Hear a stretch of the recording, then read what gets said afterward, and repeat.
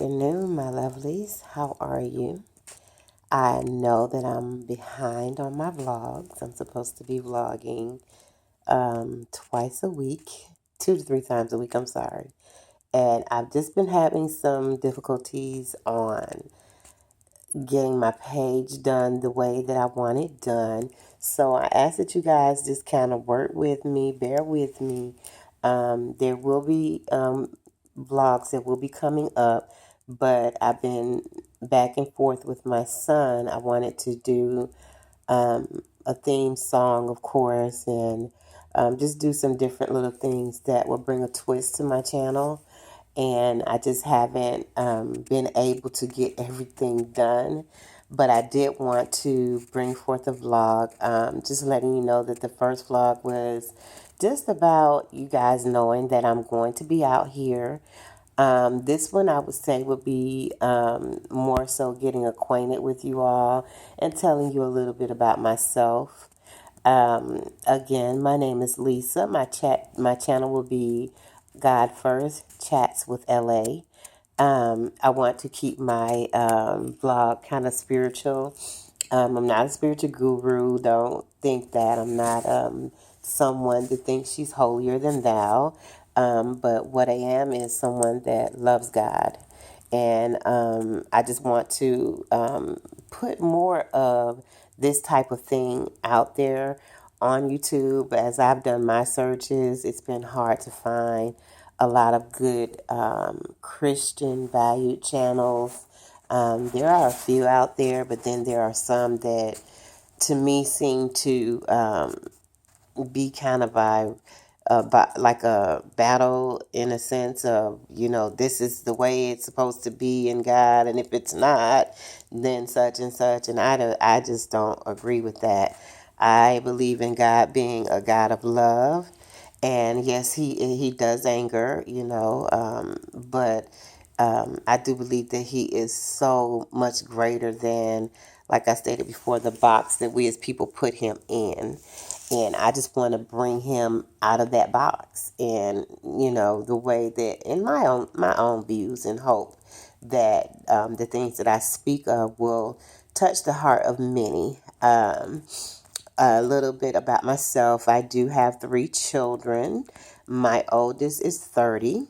My middle is 25. And my baby just turned 18 on the 17th of this month. So a couple of days ago, she just turned 18. And she will be graduating high school this coming year, 2016. And she is an honor roll student. I'm very proud of her. I'm proud of all of my children. But she's just been this real smart little girl all through school. She's received AB honor roll since she's been in pre-K. And now she's at all A's. And it's just so astounding to me that she's doing just so well. I'm just so very proud of all of my kids and how God has kept them and brought them through many diversities. We've had our challenges, and my life has not been easy by any means. Sometimes I ask God, why have things been so difficult for me? And I'm finding out that when you walk for God, or you believe in God and trust Him for everything, He didn't say it was going to be easy. So there are challenges that are going to come, that we're going to face.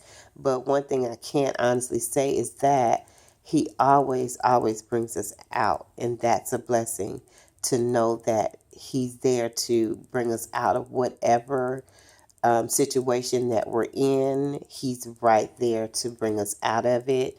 Whether it be through encouraging words through someone else, or whether it be that you're in church and you get a word from God through the pastor, or just in general talking to people. Sometimes you can have an aha moment, as Oprah would say, just in conversation, and be like, oh my God, thank you, God, I got it.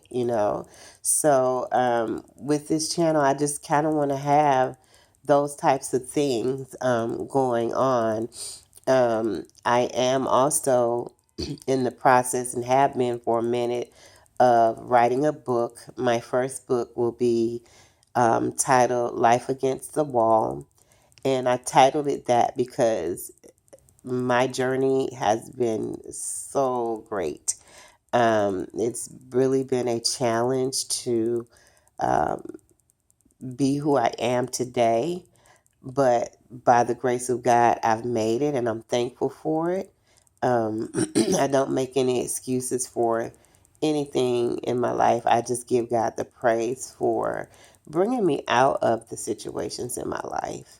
At a very early age, I lived up north with my mother. She decided to move from Alabama to New York, and then she moved from to Bronx, New York, and then she ended up finally settling in Rochester, New York, and that's where I spent most of my younger years and up to I think I was about maybe 11 or 12 when we left Rochester. Excuse me, and we moved to Buffalo, and she did 2 years of college there. And once she finished her college degree there, she came to Atlanta, and here I reside. And I love Atlanta. Wouldn't want to live anywhere else. I absolutely love Atlanta. I really do. I thought about retiring maybe around the beach area, but then you have to worry about the hurricanes and floods and all of that thing. So I love to travel to those areas, but I think I like coming home to Atlanta. Um, we do have our issues sometimes with tornadoes, but those that live in Georgia, you know that. So, but anyway, I've been married twice. With my first marriage, I was married very young. I think I was 19 when we got married. No, I was 20. I had just turned 20. And that marriage lasted for about 4 years. Not 4 years together, but it lasted 4 years, 4 or 5 years. I decided after many years of allowing him to be promiscuous and go outside of the marriage that it just wasn't for me anymore. I just didn't want that anymore. So we kind of went our separate ways. We're very good friends even till today, though. I don't harbor any hard feelings against him because he was my first love, and we were young. And in all honesty, he was doing the right thing by me because I had gotten pregnant, and he went and talked to my mom and told my mom I was pregnant. I was at work. I was going to kill him. I was like, I'm going to kill you. I can't believe that you told my mom I'm pregnant. I was terrified to tell my mom I was pregnant. I was shocked to find out that I was pregnant. But when you do grown folks stuff happen, and that's what I was doing, grown folks stuff, and should not have been. And up pop me, 19 in school and working and baby on the way, and I'm like, Lord have mercy, where did this come from? I did not expect this. But, it was a blessing in the end. I appreciated him for being such an honorable man to even go to my mom and say, hey, this is what's going on. Because I had refused to tell my mom. I was just like, she's just going to find out. I'm going to hide it as much as I can. But I am not telling her. But he took and went over to my house and while I was at work, and I had no clue he was going to do it, and told my mom that I was pregnant. And when he picked me up from work, he told me, and I was like, I'm not going home. And he was like, you going home? I was like, no, no, no, no. I'm not going home. You don't understand. She going to kill me. He was like, Lisa, she not going to kill you. We talked, and, we handled it, and I talked to her about it. I just wanted her to know. I think that she has the right to know, that she has a grandchild on the way. And I was just like, oh, I'm going to kill you. I can't believe you did this. And so he drove me home and we sat in front of my house for like 15 or 20 minutes with him telling me, get out the car. I was like, I ain't getting out the car. And when we pulled up, all the lights in the living room were on. And I was like, oh my gosh, she waiting on me. She going to kill me. She going to kill me. He was like, she ain't going to kill you, but we going in this house. He took me 15 to 20 minutes to get out that car, y'all, because I was terrified. Like, I didn't know what was going to happen. And sure enough, when we went in the door, she was sitting in a chair and she told he and I to have a seat. And I sat down and I was shaking. Oh God, I was nervous. And she said, well, you know, I won't say his name, told me that y'all are expecting a child. And I was like, yes, ma'am. And she was like, well, when were you going to tell me? I said, never. And she was like, never. Did you not think it was going to show? And I was like, well, I just was afraid to tell you. I didn't want to, disappoint in a sense. You know, back then it just seemed like I felt like I was disappointing my mom because she wanted me to, be in college and get my education and get a good career. She didn't want me to have any roadblocks in my way. And I didn't consider my child a roadblock. I just felt like this is what God has planned for me. So since he has this plan for me, then I have to be obedient and just do what he tells me to do. But mommy was not happy. Trust, she was not happy, and she didn't even want me to have the child. And I was just like, that was not an inkling in my thought. Never had I thought to abort my baby. And she actually made an appointment for me to go, and I was praying, and I was like, God, if it's meant for me to have this baby, let something happen to where I don't make it to this appointment. And sure enough, my alarm didn't go off for the appointment, and that meant that I missed my appointment, and I would have had to get the abortion that day, or else I would have been too far gone. So needless to say, she ended up coming around when she found out that I missed the appointment. She came around and she, um, started getting a little bit softer about it. And I came home from work one day and she had a maternity outfit laying on my bed and I just cried. And I was like, oh, she's accepting it. And then after that, it was all uphill after that. She was excited. She helped us to get our first apartment. She furnished it. And we did good. We did really good. And we got married when my baby was 6 months old. And after that, he and I did bad. We just started going downhill. He just didn't want to do right. He just a man that just loved women. Let's put it like that. He loved them some women. So, needless to say, that marriage didn't last. And excuse me. So, that's just a little history about one of my babies. And then I ended up getting pregnant again. And that was a shock too, but I wanted this baby. I did want this baby. I wanted all of my children, don't get me wrong. I just wasn't as unprepared for this baby as I was for the first one. And so, as I stated, he's 25. But, we were all accepting of it, knowing that, I was still married and it was okay. And, you just do what you have to do.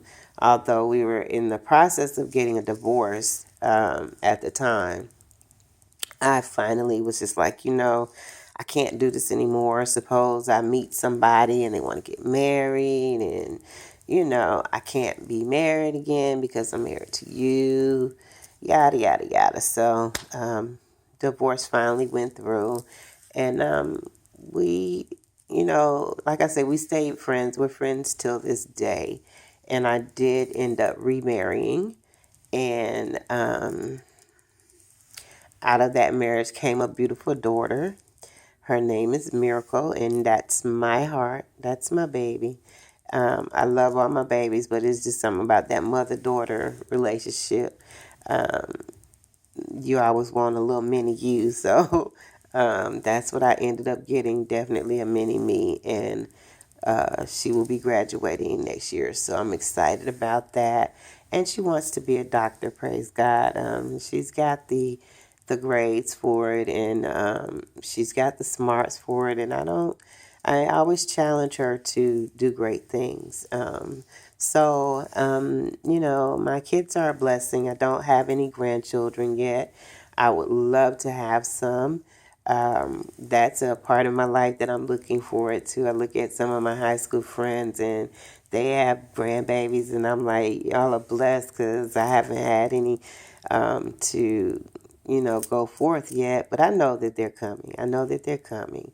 I just have to be patient and wait on God and His time. Things happen in God's time and not our time. So that's pretty much about a little bit about me and my background with my children. Um, as I go forward in the vlogs, I will share a lot more about some things that I've been through and I've overcome. And I want to share this part of my life because in my heart, I know that I'm not the only one. And I want you to know that you're not the only one and that you can get through and you can't end up with this. This is called a smile. It took me a long time to smile from within. It really, really did. And it took a lot of prayer and a lot of patience and a lot of believing in God and trusting in God and knowing that everything was going to be okay. It's not all roses. It's not, you know, flowers all the time. Things do happen in our lives. Um, and this book that I've been reading called Unexpected Interruptions. Sometimes we have those things, and you don't expect interruptions to come in your life, but they do. But the thing that we as a people have to learn how to do is to bounce back from those unexpected interruptions, whether it be in your health. Say, for instance, you've had a stroke, God forbid, or a heart attack, or even arthritis. I have severe arthritis all over my body. I have degenerative joint disease all over my body. I'm in pain all day, mostly every day. And it took them years to find out what was wrong with me. It began to be a point where I thought that something was wrong with me up here. And I'm like, now this pain that I feel is real. It can't just be up here. And it just took a lot of testing and going back and forth to specialists and things of that nature to actually find out that I wasn't cuckoo, that there actually was something wrong with me. And now, where do we go from here? How do we treat the problem? So, learning how to treat it and becoming more spiritually grounded. It helps, if you know God, because pain is real. I don't care whether it's a physical pain or mental pain, it's real, and getting through it is challenging at times. So I know that it's God that keeps me, and He definitely keeps me from suffering as much. That we're all going to have our struggles and our battles, and my battle just happens to be at this time, my health. But I know that God is able. I know that He will, regardless through the pain, He will be there for me. And I'm thankful for that. I don't have all good days. I have more bad as far as physically than I do good. But on those good days, I'm so thankful, that I'm not in any pain or something major's not going on in my little life. But I'm very grateful to God that I'm alive to feel the pain. Some people don't make it this far. I count it a blessing to be 50 because a lot of my friends or people that I'd known in my past have gone on to glory, and we're the same age, or some that are younger. Like I may um, get information from one of my children that, excuse me, guys, I love coffee. Gotta have my coffee. Thank you. Excuse me. One of my children's classmates or friends will find out that they've passed, and I'm like, are you kidding me? And these young people are dying such horrible deaths nowadays. It's, not natural causes, being shot or um, just brutally beaten, and or either they're in jail for doing crimes, and you think to your mind, like, my God, what did I do? I'm thankful to God that, my children, through all the adversity that we've been through, they turned out pretty daggone good. They're doing pretty daggone good for themselves. No, we may not be millionaires and rich, but we definitely are rich in love. We're rich in our realness for God in spirituality, and we're definitely rich in happiness. We're learning how to be happy and just accepting, God's will for our lives. So I'm very grateful to God because it's nothing but His grace that has kept us from any of these circumstances, and I mean any of them. So it's nothing that we've done that's so great that keeps us from it, but it's all that God has done to keep us from them. So I'm so thankful to Him for that. um, as I go forward and talk more and open up a little bit more about myself, um, I just ask that you not judge me, because it's so easy for us to judge one another or to pick apart someone's life and, make criticism and put people down. Excuse me. But we all have our battles and our stories. And I'm choosing to use this platform as a forum to reach those who have had similar experiences as myself and don't know how to express it, don't know how to bring themselves out of it. Excuse me. I apologize, guys. I'm fighting a cold, and my daughter and my niece both had a cold, so I'm fighting against the cold. I was hoping I wouldn't get sick anymore this year because I had the flu really bad this year. I had it for 2 weeks, and I was in the hospital and everything, and now I'm getting a cold. So, excuse me. I'm sorry for being rude, but just I'm just thankful that my my life has turned out the way it has because it could be worse. I've gone from homeless. I've been homeless before. Yeah, you'll find that out as I talk a little bit more and share a little bit more about myself. Um, to holes in the bottom of my shoes where, in Atlanta in the summertime, it gets hot. They call us Hot Atlanta for a reason. And I would have to walk up and down Simpson Road. I'll never forget. And, from my apartment to my girlfriend's house in Techwood at the time.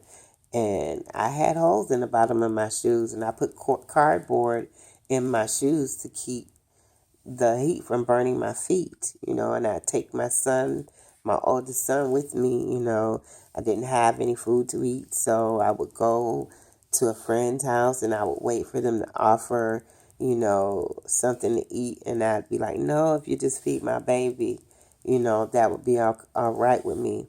That person, I hope that they watch my vlogs, um, because I want them to know, wow, um, that I've never forgotten. I've never, ever forgotten your kindness. And I appreciate you being there for me and my son when we didn't have a place to go. I didn't know how I was going to make it. But There were times, I'm sorry guys, that got a little emotional for me. There were times, where I just did not eat. I just wanted to make sure that my baby ate. And um, you know who you are. And I just want to say thank you and let you know that I've never forgotten that. And you're a part of my story. And I'm thankful to you and everyone that was involved in helping me um, and my son gain some sense of stability after going through my breakup with my first husband. And I just say thank you. I want you to know that there's a God honest to truth. Thank you. I appreciate you so much, and it's never been forgotten. Never been forgotten. And I thank you so much. But on that, I'm going to end out today because I've gone on now for 25 minutes and I don't want my vlogs to be just gibberish. I want them to have content in it that you guys will enjoy listening to and learning about me. And the only reason why I'm doing this is because God is leading me to do it, because there are so many people that are hurting out there that are going through the situations that I've already been through. And I just want people to know that even at your worst, God is there. When you feel like you've reached the bottom and you can't find a way up, God is right there. And I encourage you to just hold on. If you get tired and you get tired of holding on, as they say, tie a knot in that rope and hold on just a little while longer, because in your holding, God is right there with you. And sometimes it's a test of our faith just to see, are we going to make it? Are we going to be able to hold on? Or are we going to fall and fail? And I believe in my heart that if you just hold on, God will bring you out. No matter what the situation, no matter what the problem, no matter what, God is right there to bring you out. Trust that. Believe that. Eat that. Drink that. Live that. Abide by that.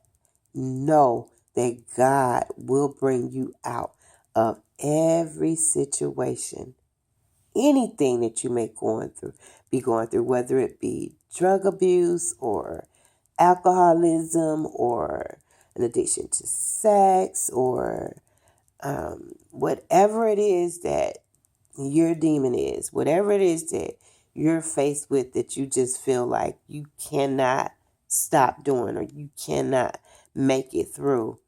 I'm telling you, you can. I'm a living witness. You can make it.